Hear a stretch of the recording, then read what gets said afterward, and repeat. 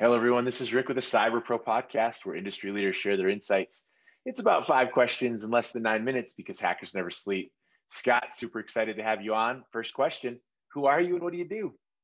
Yeah, great to be on. Thanks for having me. I'm Scott Schober. I'm the president, CEO of Berkeley Varitronic Systems. We're a small privately held company. We've actually been in business 49 years, based out of central New Jersey. And we provide wireless threat detection tools, which is simply tools that will stop cyber criminals for hacking into networks using wireless as the conduit. And it's a pretty exciting little career and area, niche area. And then a lot of the offshoots are all tied to cybersecurity, best practices, educating small business owners up to large companies and even consumers. I think that's a valuable tool that most people overlook is that wireless or Wi-Fi connection. So, Yeah. question number two, what's the best thing about being a cybersecurity professional? Wow. I have to say, every single day I come in, I have no clue what I'm going to be doing because every day is different. One day I'm talking about ransomware. The next day I'm talking about a wireless threat, the latest breach, which is kind of exciting. I'm constantly educating myself, learning as much as I can, and then in turn, hopefully sharing the bits and pieces that I'm learning with other people. So together we can all stay safe in the world of cyber.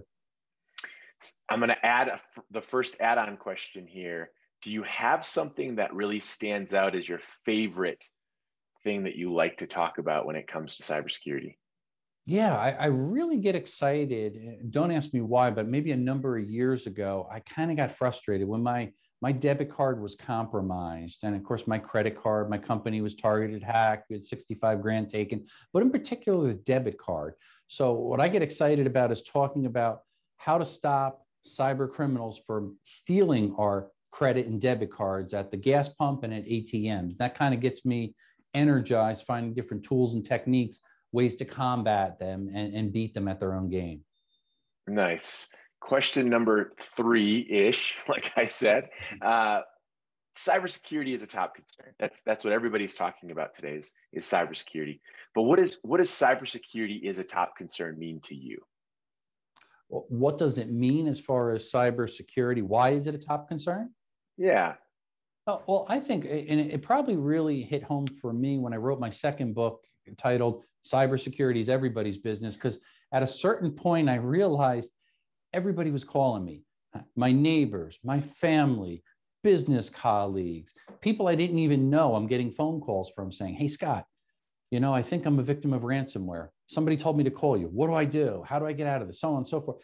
Constantly talking. And I'm saying, what is going on? And then I realized I had a duh moment. And I said, geez, it went from the point years back when there was a Target breach in Home Depot and all that, where it was deers in the headlight. Nobody knew what I was talking about. Sharing best practices, multi-factor authentication, strong passwords, all these other things I preach, and they go, and they didn't know what I was saying. Now suddenly they're asking me, how do I do that multi-factor authentication you were talking about years ago? I guess I need to do that because I'm a victim. Last night, I got a phone call from a close colleague.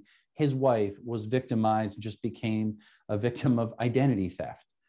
And so I went down the list of some of the things and traced it back, how it happened. And it went back to the company she worked with, and realized there were other employees that ended up becoming victims of identity theft as well. So kind of working out some of the pain points with people and sharing how did they get there, maybe what misfortunes, mistakes they made were similar to what I've done in the past, and helps them to kind of get out of it and prevent it from happening again.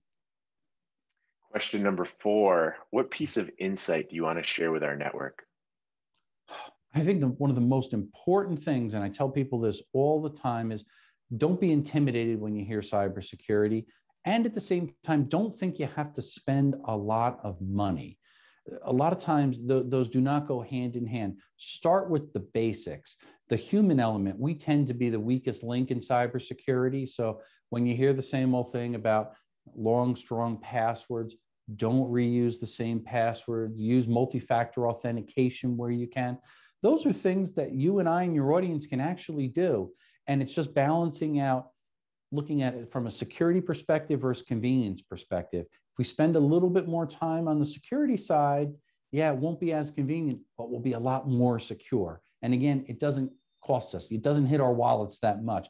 Yeah, we'll have to spend some money for basic stuff, but it's not like you have to spend millions of dollars like some of these huge Fortune 500 companies do every single month just to keep up with things.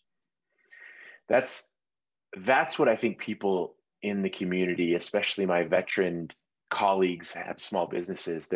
They're worried that they're going to eat up their revenue. They're worried about their margins. But thank you. That is very insightful. Final question, fun question. What's your favorite piece of retro technology that makes you smile? The favorite piece of retro technology? I go back to the days of Atari. I'm a big gamer. I was a big hacker. I was a big pirater of every game known to man. My father happened to work at Atari in the research labs. So my brother and I were blessed. We were asked to test all the games as they came out before they released them and document the bugs. And they didn't pay us, but they paid us in pizza and allowing us to play any game we wanted whenever we wanted. So anything and everything to do with old Atari games.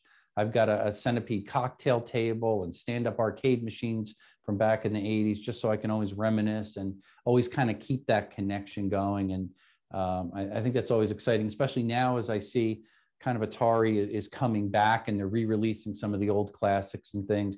That's probably more nostalgia than anything, and it gets me excited. Wonderful, Scott. This was amazing and epic to have you on the Cyber Pro podcast. Thank you. Oh, thank you so much for having me on, and stay safe, everyone.